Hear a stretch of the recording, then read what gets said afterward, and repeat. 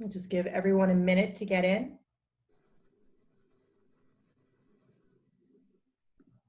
As a reminder, unless you are presenting or asking a question, please mute yourself.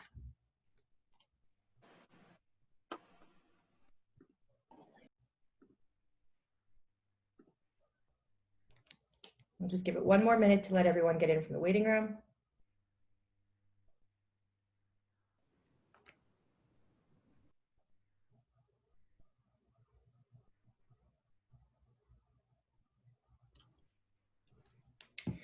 Good afternoon.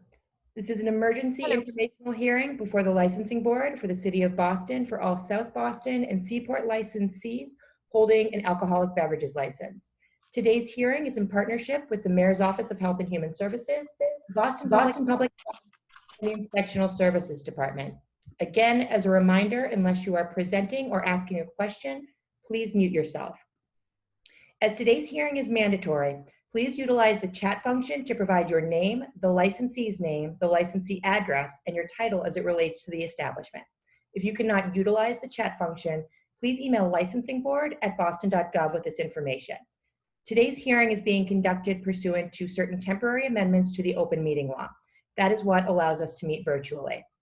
The board will record this hearing and will post it on the city's website. We will be following up with any South Boston or Seaport licensees who fail to attend. With that, I will now introduce the chairwoman of the licensing board, Kathleen Joyce. Thank you, Leslie, and I want to say thank you to every one of our licensees who's taken the time to join us today. And I'd like to thank Councilor Flynn, who's with us today, and introduce my fellow commissioners, Liam Curran and Kiana Saxon. I'd also like to introduce Haley Dillon from the Mayor's Office of Neighborhood Services. We're also joined by Captain Boyle, Lieutenant Troy, Sergeant Gallagher, Detective Hernandez. We're also joined by Marta Rivera, Chief of Staff to the Mayor's Office of Health and Human Services, Beth Baker, Associate Director, Community Initiatives at Boston Public Health Commission, and Paul Shoemaker from ISD. I want to remind everyone, the board is committed to working with all of our licensees. Violations of COVID operational requirements to date have been used as a conversation starter. We're not looking to bring you in for enforcement hearings unless there's an egregious violation. We understand these requirements are confusing and they are changing. The board and all of our other agencies on this call and in the city are here as a resource to you. A few of the regulations that have remained unchanged in Boston are as follows, and I'd like to remind you of them. Your staff must wear masks. There is no exception. They must wear masks all the time. Tables are limited to 6 people. 6 people are permitted to sit together, not 8, not 10. Tables need to be placed 6 feet apart, even outside. One of the concerns we're hearing from our licensees is that you're struggling to ensure your patrons are wearing their masks, social distancing in line, and remaining seated. We understand that this is challenging, but at the end of the day, it's your responsibility to ensure patrons are adhering to these guidelines. If a patron is refusing to adhere to these operational requirements, we suggest that you ask the patron to leave. Leslie, would you like public health to go next, or how would you like to proceed? I believe Beth Baker from the Boston Public Health Commission is going to briefly go over the most recent public health metrics specific to these 2 neighborhoods. Beth? Yeah, great. Thank you, Leslie, and thank you, Kathleen. Thanks to everyone on the call. I'm sure everyone has been following the news closely, maybe not as closely as we in public health are, but you have probably heard that across the country, cases of COVID are increasing and increasing at a dramatic rate. And unfortunately, Boston is not immune to this trend. We are very concerned about what the data are showing us. And I'm sure anyone who has kids in the Boston Public Schools have learned that Boston Public School students are going to be remote. So that sort of shows you the gravity of the situation that we're in. When we're looking at the total number of cases in Boston, we can drill down and look at the data and slice it in a lot of different ways. And I don't want to get too into the weeds, but just for your information, I thought it would be helpful to think about the age groups that are most impacted at this time. So of the total number of new cases of COVID in Boston, the group the age band that has the most number of cases, it's 20 to 29-year-olds, and that's followed by 30 to 39-year-olds. And when we talk about positivity rates, you probably hear about it a lot in the news, and again, don't want to get too into the weeds, but just so we're clear on what we're talking about, it's the number of positive cases, total positive cases divided by the total number of conducted cases. So the numerator, denominator, to bring you back to some math classes. So Boston's 7-day average COVID-19 positive test rate was 5.7% most recently, and this was an increase from last week's rate of 4.5%. And again, based on the decision to go remote for the Boston Public Schools, I think we can all infer that these rates are troubling, and we're headed, in the wrong direction. And we have some big holidays coming up, and we're worried about what this will mean for Boston and the reopening. Also, we have neighborhood-specific data, and we have some rates that are as high as 11.4% positivity, followed by 9.4, 9.2. And if folks are interested in data, you can find all of this on the bphc.org website. And we drill down to racial and ethnic rates of COVID-19. And we just ask, as you think about this and as you hear the numbers, that you really start to think about the people who are impacted by COVID. It's the guests who you're having at your restaurant. It's also your employees. It's your employees' families. It's the employees' loved ones and friends.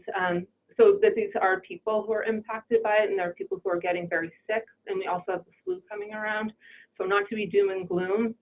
And also think about and I'm sure people have followed this, but the racial disparities that are connected to COVID infection rates, and how is that impacting your employees, and how is it going to impact folks moving forward along with the flu. So thank you, thanks for your time, and again, lots of data on the website. If there are any data nerds out there, you're welcome to it, and you can always email us if you have additional questions. So thanks.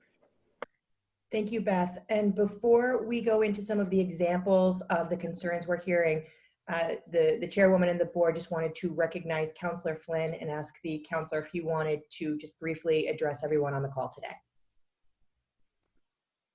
Thank you, Leslie, and thank you, Kathleen. Thank you for your leadership on this important issue, and our public health professionals, along with our Boston police, that do an exceptional job throughout the city.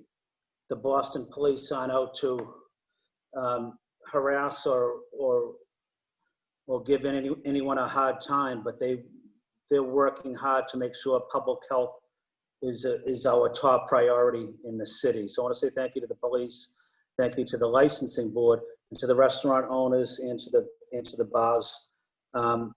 We know it's a very difficult time, and we're just asking you to work closely with the licensing board, follow the guidelines. We have a difficult road ahead of us, but we'll get through this by working together. So I want to say thank you to the dedicated staff from the mayor's office that is here. And I also believe my colleague, Michael Flaherty, is with us as well. Councilor Flaherty? Yes, thank you, Councilor Flynn. Thank you to the commissioner and to the licensing board and to all the owners. Obviously, trying times for all of us. We're in this together. Let's try to find, I guess, common ground on all of this so that we can try to keep you guys up and running at the same time, do it as safely as possible. So I'm here to listen and to be a resource for everybody. Thank you, Councillor Flynn and Councillor Flaherty. I apologize, Councillor Flaherty, I did not see you. Before we continue, I wanted to give Captain Boyle, who I know is present with Lieutenant McNeil, an opportunity if they wanted to make brief remarks. Yeah, Leslie, we want to reiterate whatever you said. We know these are confusing, difficult times, so we're here as a resource as well. So if there's any issues, don't hesitate to reach out to District 6 for assistance. If we could just ask people to keep a close eye on their lines, we would appreciate it. But don't hesitate to reach out. We don't want to be looked at as the enemy. We can be used as a resource. So if we can do anything, please reach out to us at District 6. Thank you, Captain. Lieutenant Troy, Sergeant Gallagher, Detective Hernandez from the Licensed Premise Unit. Do any of you have anything to add? I know you've been working very closely with our licensees on the ground. Leslie, thank you. As the captain alluded to, and as the commissioner also said, that we understand the difficulties that the industry is facing, and the detectives assigned to the Licensed Premise Unit are not seeking to compound any problems or give anyone any issues. Rather, it's our intent to identify and clarify the issues that and the changing environment, and identify any unacceptable behavior, and with the cooperation, the continued cooperation of the establishments to correct these issues. So, in essence, obviously we're not here to be punitive, and I don't want people to get that impression that we are. Thank you, Lieutenant. Before we move forward with some of the questions that we've received and then open it up to questions from all of you, we did want to flag some of the complaints that we've been receiving to date. While the vast majority of our licensees have been very clearly committed to adhering to all of the requirements and the guidance issued as it's been changing, we've recently received a significant increase in complaints specific to South Boston and the Seaport. These complaints include failure to properly monitor patrons waiting in line for admission, including groups of parties of more than 6 patrons, and failure to wear masks, failure to comply with the 6-person maximum table limit, including patrons moving between tables, patrons not wearing masks when entering, exiting the licensed premise, or traveling to the restroom, patrons not remaining seated at their tables, patrons dancing, patrons standing at the bar, restaurants failing to require food with the service of alcoholic beverages, patrons smoking on outside areas or in line, and restaurants not properly dispersing patrons and continued gathering after closing hours. We understand that it can be difficult to ensure that all of your patrons are adhering to all of these rules and regulations, especially as they change on a fairly regular basis. We're committed to working with you to identify best practices to ensure all of your patrons are adhering to these rules and regulations. But at the end of the day, we want to make sure that you are doing everything you can, both to protect the public health and public safety of your patrons, your employees, and the community, as well as protecting your annual liquor license. As the chairwoman said, the board has been viewing any violations as a conversation starter, as opposed to something that requires punitive action. So if you have any questions, we're here as a resource, as are all the other departments that are on this call. With that, I want to turn it back over to Chairwoman Joyce, who is going to address one of the most common questions we've received about recent changes to the use of seating at the bar. Thanks, Leslie. And I can't repeat enough that we are here as a resource and we're not trying to be punitive. We have received, received emails and phone calls from neighbors in your community that are even upset that we're even having this hearing, but this really is to educate each other. And to start out, the governor's guidelines and our advisories are probably written for the industry. They're not written for the public. So there is probably a communication breakdown when the public goes into your restaurant as far as what is expected of them. And all we can ask is that you continue to remind your patrons that these rules are in place for their own safety and for the safety of the restaurants and for the community. So I'd like to jump into seating at a bar. What has changed as far as seating at a bar, and many of you know this, and there has been some confusion on the enforcement side. Seating at the bar is permitted as long as there is a delineated space for the service bar. So in some restaurants where they have a 20-foot bar, the service bar is on one end and people are not seated near that. Then you can have seats along the bar in groups of 6 should you wish, or in groups of 4 or in groups of 2. And as long as they're socially distant by party, either by 6 feet away from each other or by plexiglass partitions, that is okay. Prior to this change, service had to be on the restaurant side at the bar.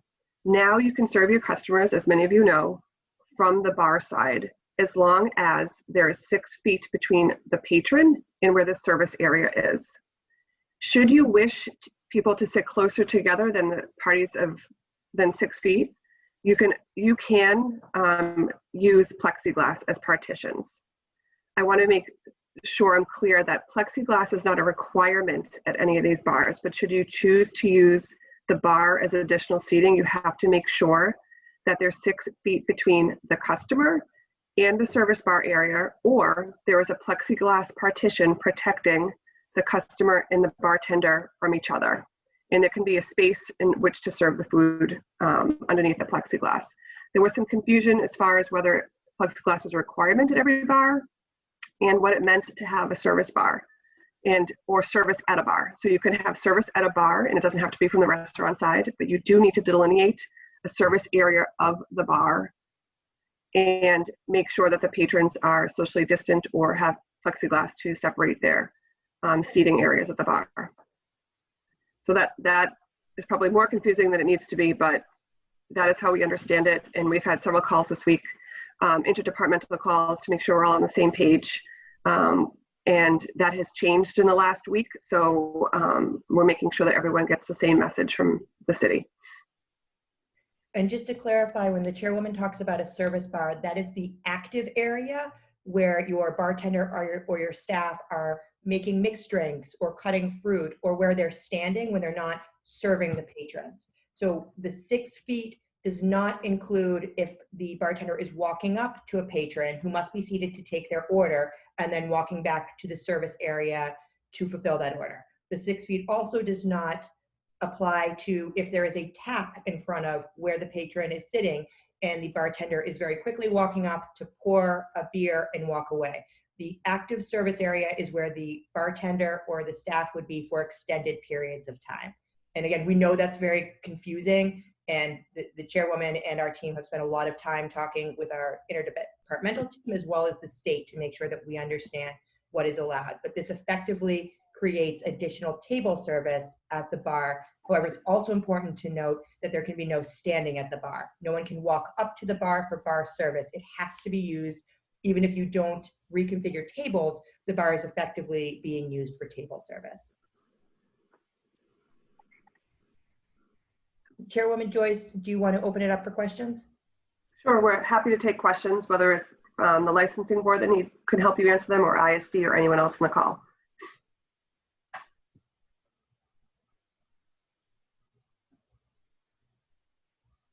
If anyone has questions, comments, please feel free to either unmute yourself. You can use the hand raising function. You can use the chat. Hi. John Tossi from King's Dining and Entertainment in the Seaport. Thank you so much for all the information, especially in the bar area. I don't want to be specific to just bowling, but I do have a question about arcades and game areas of gaming. Curious if there's definition, or is there a definition to distance from a gaming area to a dining area? That is a very good question. That is something that we've actually been working with on the state. It's my understanding, and Kathleen or Rebecca Fu on our team or anyone else, please feel free to jump in and correct me if I'm not correct. The gaming area or the arcade area has to adhere to the requirements for a gaming or arcade area. Your dining area has to be separate. There cannot be eating and drinking in the gaming or the bowling area.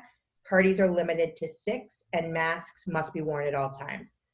I believe we are still waiting on confirmation from the state of exactly how far that gaming area has to be distanced from your dining area. Rebecca, am I correct in saying that? So, and what's important to remember there, John, is that they can't just be playing pool or in the arcade with a drink in their hand. The drinking and eating needs to be done at a table, or bowling. And we will follow up with the state to see if there is any additional guidance on that specific distance. And just to reiterate on any of these questions, feel free to reach out to the board via email. We are happy to look over your questions. If we don't have the answer, we will reach out to the state. Just like all of you, we don't always have the answers. We're learning as we're going too. So never worry about reaching out and proposing something. We're happy to work with you. The answer won't always be yes, but we're really committed to working with you to get there. We just got a question in the chat. Can a bartender serve a guest across the bar with no plexiglass barrier if they're not in the service bar area? Yes, they can take their order and they can deliver the food and the beverages. They just cannot be standing there within 6 feet for an extended period of time. We have an additional question. Is there a non-emergency number to call to help disperse crowds that won't move when instructed by the staff? That's a very good question. I think I would actually defer to the captain or anyone else from BPD, any of our students. I'll take that, Leslie. Captain, just call 911. We prioritize the calls, and we'll get to you when we can, okay? But don't call 311 for something like that. because you need an immediate response. Thank you, Captain. So just to reiterate, please call 911 and the department will prioritize that. Are there any other questions? Leslie, there was a Larry Jimerson raised his hand. Larry, do you have a question for us? Since revenue is like way down, is there going to be any reduction in the fees that we're paying each year for these licenses? At this time, there is not a reduction in your annual liquor fee. The requirement, I think as everyone knows on this call, of an annual renewal fee for your liquor license is statutory, and we are collecting a lot of data to that point. We are, however, waiving fees in 2021 for certain forms of entertainment licenses. If you have a live entertainment license, that fee will be waived for 2021. And non-live will be considered on a case-by-case basis. So we encourage you to reach out via email, and we'll put this in the chat, mocal@boston.gov. But we also strongly encourage you to put any of your questions or concerns on this point or other points into writing by emailing licensingboard@boston.gov.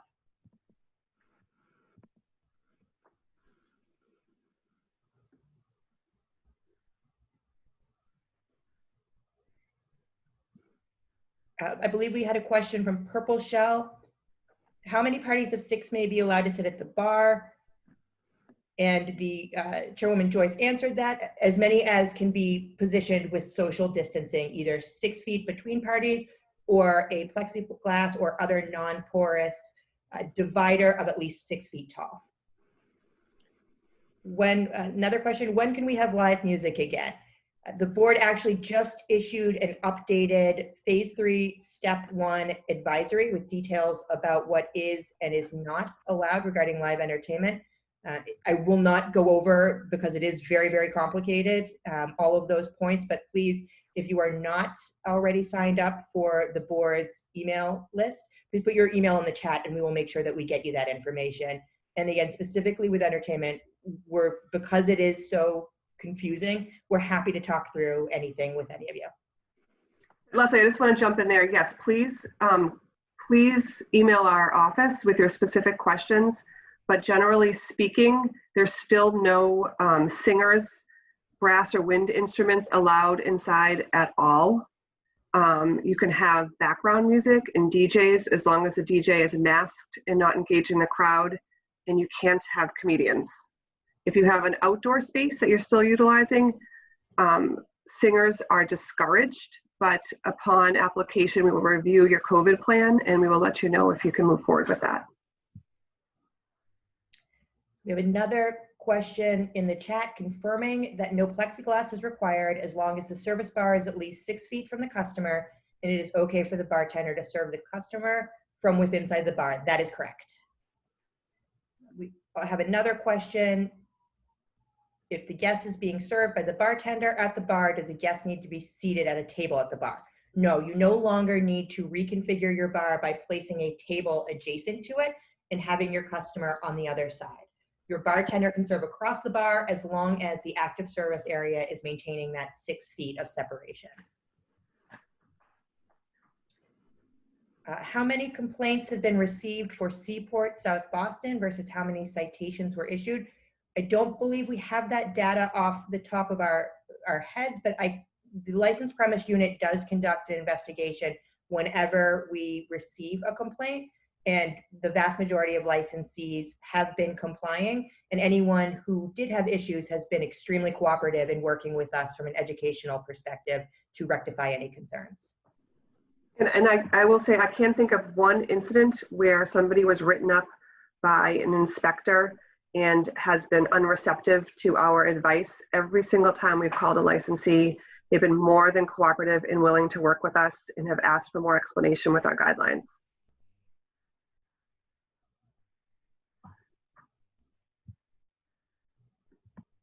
Are there any other questions? There's a question, with the holiday season coming quickly, are there any future plans to increase the table size to larger than 6? I think we would defer to public health, but any change would be dependent on incoming public health metrics. Beth, I don't know if you wanted to follow up on that. I mean, you got it. It will depend on where the data is. Right now, obviously, the data is, the numbers and trends aren't where we want them to be. So it just has to be a data-informed decision.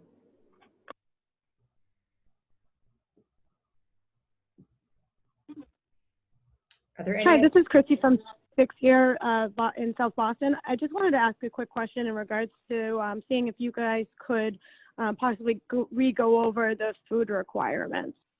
We've had a lot of pushback on it and, different people doing different things. So I just kind of wanted to get a better understanding from the licensing point of view, what exactly is going on. Sure. Food is required in order to sit at a table and have drinks. There was a little clarity a couple of weeks ago, maybe last month, that you don't necessarily need to have that appetizer brought over at the same time you have your drink brought over. The sequence of service doesn't have to be food and then drink, but you do have to order food with drinks, and it has to be an amount of food that's sufficient to serve that table. And we don't have any more specific guidelines about what is specific for a person who's sitting at the table. Again, we're trying to encourage people to eat and drink together at a restaurant. These guidelines are not intended to encourage people to stay for 4 or 5 hours and have rounds of drinks without food and then have their judgment impaired and refuse to wear their masks and hassle the staff. So it's up to you as an operator and as a licensee to figure out what works best for your licensed premise. But that's where these public health guidelines are coming from. They're intended to allow restaurants to open and operate, not necessarily for the public to spend 4 or 5 hours at the same restaurant.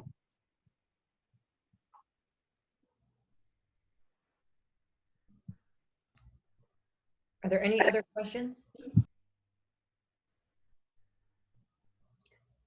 One of the questions that we've received fairly frequently that I think we've just gotten a little more clarity on from the state are restaurant buyouts for special events. So there was recently a change in the requirement that if you're closing your restaurant for a special event, it used to be that the maximum capacity indoors was 25, including staff. It is now 25 for the patrons. So in addition to your staff, you can have a maximum inside of 25 patrons for a private event. For those private events, you do not have to have food service with the service of drinks. Again, that is only for these 5 private events with a maximum of 25. Patrons can sit or stand, but they can only sit or stand in groups of up to 6, socially distanced by 6 feet. So if you're closing for a private event, it does change what you can and can't do, but one of the most important things to remember there is the maximum is 25 guests, no longer 25 guests, including staff. Now, just a question in regards to that, Leslie. Does that depend on the size of the restaurant, or is that just the case all around? I think it has been our understanding that that is the maximum. Kathleen, would you agree? Yeah, Boston is not, we're not doing like one person per this many thousand feet. It's 25 people, no matter how big your space is, if you are doing a buyout. I think the thinking behind that is that it's different than when you have a restaurant with everyone socially distanced that are there probably for about 90 minutes from beginning to end. When you have a private event, like a wedding, people are in this space together for approximately 3 to 4 hours. And so their chances of exposure to droplets and aerosols is greater. So it's still 25 people inside. Okay, great, thank you. So I had a question, as you mentioned a buyout.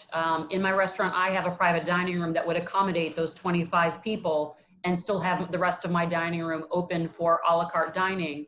So I just wanted to clarify, within that private space, that enclosed space for those 25 people that could socially distance, they can stand up with a cocktail?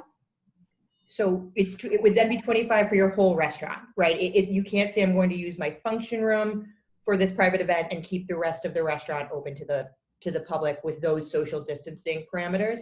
If you're closing down for a private event, those individuals with a maximum of 25 for the entire restaurant They can be standing. They still have to be in parties of 6 separated by a minimum of 6 feet though. Okay. And again, if there's ever a situation where you want to run something by the board, please feel free to email it to us. You know, we know everyone is doing everything they can to remain in compliance, so we're happy to review any proposed events.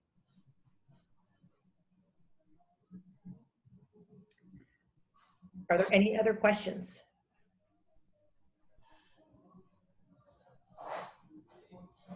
All right, seeing none, Chairwoman Joyce, did you want to add anything else? No, thank you very much to all of you for joining us today. And thank you. We will, this has been recorded and we will post it to the website.